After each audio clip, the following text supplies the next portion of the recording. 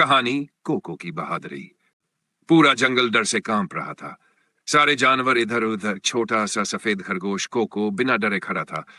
सामने एक बड़ा खतरनाक भेड़िया गुर्रा रहा था। क्या कोको जंगल को बचा पाएगा? कहानी। कोको एक छोटा सा सफेद खरगोश था जिसकी बड़ी बड़ी भूरी आंखें थीं और वह हमेशा नीला जैकेट पहनता था। वह दूसरों की तरह डरपोक नहीं था, बल्कि समझदारी और हिम्मत से हर मुश्किल का सामना करता था। एक दिन जंगल के जानवर खेल रहे थे कि अचानक झाड़ियों से एक भेड़िया निकला। उसकी लाल लाल आंखें चमक रही थी और वह भूखा लग रहा था। सभी जानवर डर कर भागने लगे, लेकिन कोको वहीं खड़ा रहा। उसने तेजी से सोचा और एक तरकीब निकाली। कोको को पास ही एक मधुमक्खियों का छत्ता दिखा। उसने फटाफट एक लकड़ी उठाई और उसे जोर से जमीन पर पटका, जिससे तेज आवाज हुई। भेड़िए का ध्यान भटक गया। ठीक उसी समय कोको ने छलांग लगाई और छत्ते को धक्का दे दिया। छत्ता सीधा भेड़िए के सिर पर गिरा और गुस्साई मधुमक्खियों ने उसे काटना शुरू कर दिया। भेड़िया दर्द से चिल्लाने लगा और तेजी से जंगल से भाग गया। सारे जानवर खुशी से झूम उठे। अंत का जबरदस्त हुक। उस दिन के बाद जंगल में जब भी कोई परेशानी आती, सब कहते, अगर कोको हमारे साथ है तो हमें डरने की कोई जरूरत नहीं।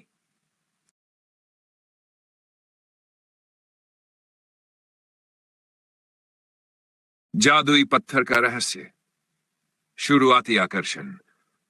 अली और जैनब जंगल में खेल रहे थे जब उन्हें जमीन पर पड़ा एक चमकता हुआ नीला पत्थर मिला।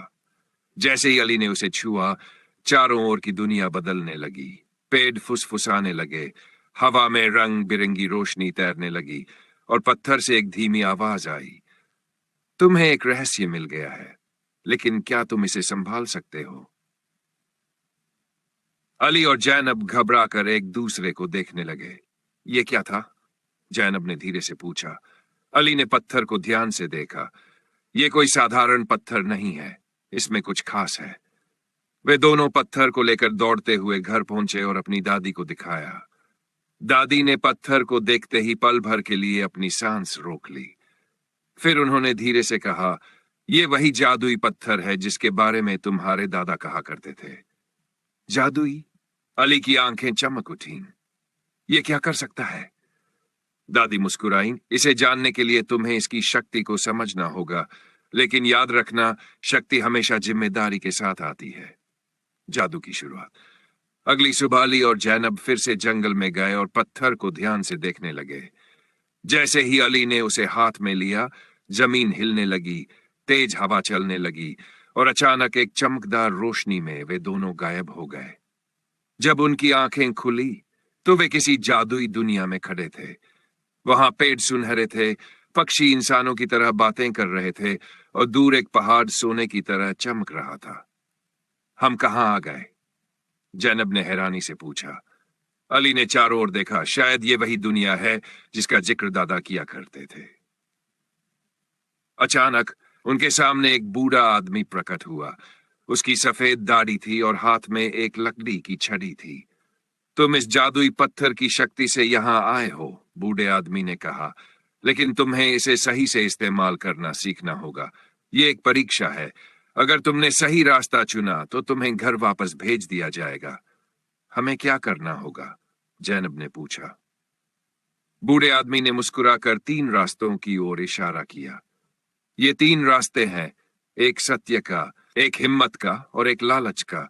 केवल सही रास्ता तुम्हें घर वापस ले जाएगा। अली और जैनब ने एक दूसरे को देखा। हमें बहुत सोच समझकर चुनाव करना होगा। परीक्षा की घड़ी। पहला रास्ता अंधेरे से भरा था, दूसरा बहुत संकरा और कठिन था, जबकि तीसरा रास्ता साफ, चमकदार और आसान लग रहा था। मुझे लगता है कि तीसरा रास्ता गलत है, यह कुछ ज्यादा ही आसान लग रहा है, अली ने कहा। हाँ, शायद हमें हिम्मत वाला रास्ता लेना चाहिए, जैनब ने सहमति जताई। वे दोनों हिम्मत वाले रास्ते पर बढ़े। जैसे ही वे रास्ते में आगे बढ़े, जोरदार आंधी चलने लगी। तेज हवाओं ने उनके रास्ते को रोकने की कोशिश की, लेकिन उन्होंने हार नहीं मानी और आगे बढ़ते रहे। थोड़ी ही देर में वे एक सुनहरे दरवाजे तक पहुंच गए, जो धीरे धीरे अपने आप खुलने लगा। घर वापसी। अचानक चारों ओर तेज रोशनी फैल गई और अगले ही पल वे वापस उसी जंगल में अपने जादुई पत्थर के पास खड़े थे। हम वापस आ गए, जैनब ने खुशी से कहा। दादी मुस्कुराई और बोली, तुमने सही रास्ता चुना। यही इस जादुई पत्थर का असली रहस्य था, सत्य और हिम्मत। अली और जैनब ने एक दूसरे को देखा और मुस्कुरा दिए। उन्हें समझ आ गया था कि असली जादू किसी शक्ति में नहीं, बल्कि अच्छे फैसले लेने में है।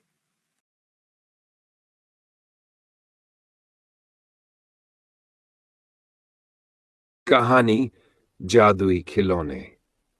अली ने अपनी आंखें मलकर दोबारा देखा। उसका पसंदीदा रोबोट खुद चल रहा था। यह कैसे हो सकता है? कमरे में अजीब सी सरसराहट हुई। अली ने पीछे मुड़कर देखा तो उसकी खिलौना ट्रेन खुद ही पटरी पर दौड़ रही थी और उसे कोई चला भी नहीं रहा था। अली को खिलौनों से बहुत प्यार था। उसके पास हर तरह के खिलौने थे, लेकिन उसका सबसे पसंदीदा खिलौना एक पुराना रोबोट था जो उसके दादा ने उसे उपहार में दिया था। यह रोबोट देखने में साधारण था, लेकिन अली को इससे खास लगाव था। एक दिन जब अली अपने कमरे में बैठा खेल रहा था, उसने रोबोट के पेट पर एक छोटा सा बटन देखा जो पहले कभी नहीं दिखा था। यह बटन पहले कहां था? अली ने सोचा और उत्सुकता में बटन दबा दिया। अचानक रोबोट की आंखें नीली रोशनी से चमकने लगीं, उसके हाथ पैर हिलने लगे और वह धीरे धीरे खड़ा हो गया। नमस्ते अली, रोबोट ने कहा। अली हैरान रह गया। क्या तुम बोल सकते हो? हाँ, मैं हमेशा से बोल सकता था, लेकिन किसी ने मेरा बटन नहीं दबाया था, रोबोट ने उत्तर दिया। पहले तो अली डर गया, लेकिन फिर उसे बहुत मजा आने लगा। अब उसके पास एक ऐसा दोस्त था जो सचमुच बात कर सकता था। पर कहानी यहीं खत्म नहीं हुई। अगली सुबह जब अली उठा तो उसने देखा कि उसके दूसरे खिलौने भी खुद ब खुद हिल रहे थे। उसकी कारें कमरे में दौड़ रही थी, उसकी ट्रेन बिना बैटरी के चल रही थी और उसका टेडी बियर भी बोलने लगा था। यह सब कैसे हो रहा है? अली ने चौंक कर सोचा। शुरुआत में अली को बहुत मजा आया। वह अपने खिलौनों से बातें करता, उनके साथ खेलता और उनका राजा बन गया था। लेकिन धीरे धीरे खिलौने बेकाबू होने लगे। अब हम आजाद हैं, रोबोट ने कहा और खिलौनों ने पूरे घर में उधम मचाना शुरू कर दिया। खिलौना कारें दीवारों से टकराने लगीं। ट्रेन इतनी तेज दौड़ने लगी कि कमरे का सामान गिरने लगा। टेडी बियर ने कुर्सी पर चढ़कर उछलना शुरू कर दिया। अली घबरा गया। उसने रोबोट पर वह बटन फिर से तलाशा, लेकिन अब वह बटन दिख ही नहीं रहा था। अब मैं क्या करूं? अली ने सोचा। तभी उसे एक तरकीब सूझी। उसने टॉर्च उठाई और खिलौनों की ओर रोशनी डालते हुए बोला, यह जादुई रोशनी है जो तुम्हें फिर से सोने पर मजबूर कर देगी। जैसे ही रोशनी फैली, सारे खिलौने एक एक कर धीरे धीरे रुकने लगे। टेडी बियर वही बैठ गया। ट्रेन धीमी होकर रुक गई और आखिर में रोबोट ने अली की तरफ देखा और मुस्कुराकर कहा, शायद अभी हमारा समय नहीं आया था। फिर रोबोट भी शांत हो गया।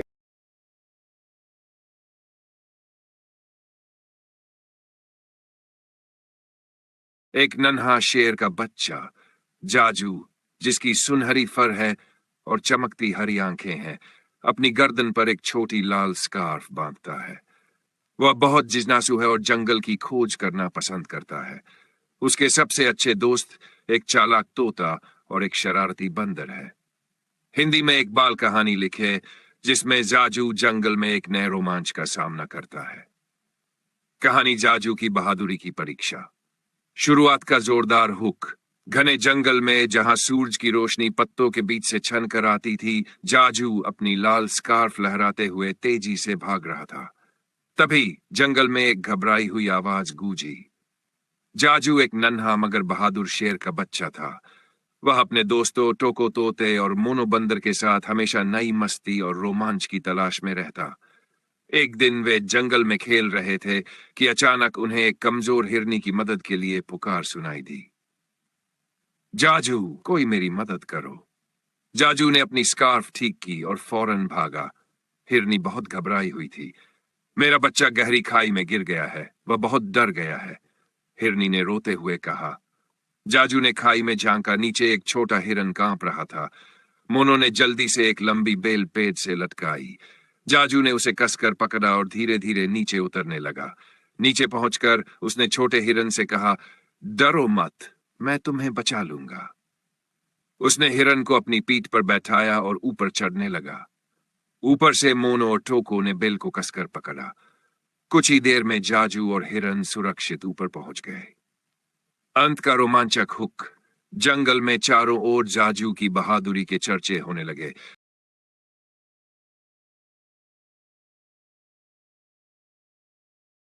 कहानी नन्हा हीरो। अली की आंखें डर से बड़ी हो गई जब उसने जलते हुए घर की खिड़की में एक छोटे बच्चे को देखा। चारों ओर लोग चिल्ला रहे थे, लेकिन कोई भी आग में घुसने की हिम्मत नहीं कर रहा था। अली ने मन में सोचा और बिना वक्त गवाए दौड़ पड़ा। 12 साल का अली एक साधारण लड़का था, लेकिन उसका दिल हिम्मत और बहादुरी से भरा हुआ था। वह अपने दोस्तों के साथ गली में खेल रहा था। तभी अचानक पास के एक घर से काला धुआं उठता दिखा। आग, आग लग गई है, किसी ने घबराकर चिल्लाया। अली तुरंत वहां भागा। घर की खिड़की से धुआं और आग की लपटें उठ रही थीं। बाहर खड़ी एक औरत रोते हुए बोली, अंदर मेरा बच्चा है। अली ने खिड़की से झांका और देखा कि एक 3 साल का बच्चा कोने में सहमा हुआ खड़ा था। वह जोर जोर से रो रहा था। अली ने बिना कुछ सोचे समझे अपनी कमीज गीली की और उसे मुंह पर बांध लिया। फिर हिम्मत जुटाकर जलते हुए घर के अंदर कूद गया। अंदर धुआं ही धुआं था। आंखें जल रही थी, सांस लेना मुश्किल हो रहा था, लेकिन अली पीछे नहीं हटा। उसने जोर से आवाज लगाई, बच्चे कहां हो? रोने की हल्की आवाज आई। अली ने बच्चे को देखा। वह घबराया हुआ कोने में दुबक गया था। अली ने झटपट उसे गोद में उठा लिया और खिड़की की तरफ भागा। आग तेज हो रही थी, लेकिन अली रुका नहीं। अली जल्दी कूदो। बाहर खड़े लोग चिल्ला रहे थे। अली ने पूरी ताकत लगाकर खिड़की से छलांग लगाई। लोग भागकर उनके पास पहुंचे। बच्चे की मां दौड़कर आई और अपने बेटे को गले से लगा लिया। सब लोग अली को हैरानी और प्रशंसा से देखने लगे। किसी ने कहा, तूने सच में कमाल कर दिया अली। अली ने मुस्कुराते हुए जवाब दिया, यह तो मेरा फर्ज था। उर्दू कहानी जयान और खौफनाक जंगल। जयान एक निडर और जिज्ञासु लड़का था जिसे नई जगहों की तलाश करना बहुत पसंद था। उसके गांव के पास एक घना जंगल था जिसके बारे में अजीब अजीब कहानियां कही जाती थी। लोग कहते थे कि वहां एक रहस्यमयी साया घूमता है जो जंगल में जाने वालों को कभी वापस नहीं आने देता। एक दिन जयान ने तय किया कि वह इस जंगल का रहस्य सुलझाएगा। वह अपनी छोटी टॉर्च और नक्शा लेकर जंगल में घुस गया। जैसे ही वह अंदर गया, हवा में एक अजीब सी फुसफुसाहट गूंजने लगी। पेड़ हिलने लगे और एक डरावनी परछाई उसके पीछे पीछे चलने लगी। अचानक अन की नजर एक पुराने खंडहर पर पड़ी। वहां एक बूढ़ा आदमी बैठा था जिसने बताया कि यह साया असल में एक जादुई जाल था जो डर को महसूस कर सकता था। जो भी डरता है वह इसमें फंस जाता है, बूढ़े ने कहा। जियान ने अपनी हिम्मत जुटाई, गहरी सांस ली और आगे बढ़ा। जैसे ही उसने अपना डर दूर किया, परछाई धीरे धीरे गायब होने लगी। जंगल अब उतना खौफनाक नहीं लग रहा था। वह गांव वापस लौटा और सबको बताया कि डर बस हमारे मन का धोखा होता है। उसकी हिम्मत की कहानी दूर दूर तक फैल गई और अब कोई भी जंगल से डरता नहीं था।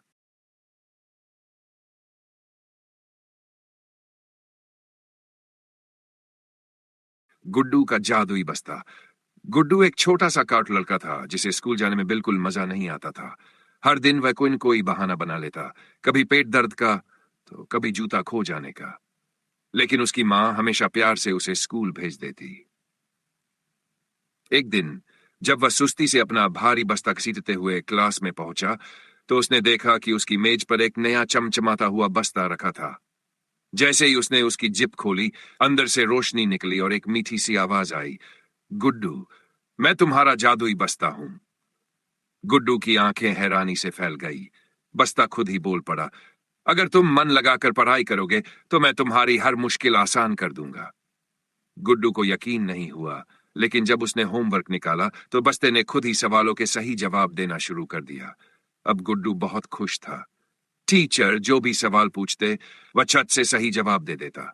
सब हैरान थे कि गुड्डू अचानक इतना होशियार कैसे हो गया। लेकिन धीरे धीरे गुड्डू ने खुद मेहनत करना छोड़ दिया और पूरी तरह बस्ते पर निर्भर हो गया। एक दिन टीचर ने अचानक उसे बिना किसी मदद के सवाल हल करने को कहा। गुड्डू घबरा गया क्योंकि इस बार बस्ता चुप था। गुड्डू, सीखना तुम्हें खुद ही होगा, मैं सिर्फ तुम्हारी मदद कर सकता हूं। बस्ते ने धीरे से कहा। गुड्डू को समझ में आ गया कि असली ताकत मेहनत करने में है। अब वह खुद मन लगाकर पढ़ने लगा और बस्ता उसका सच्चा दोस्त बन गया।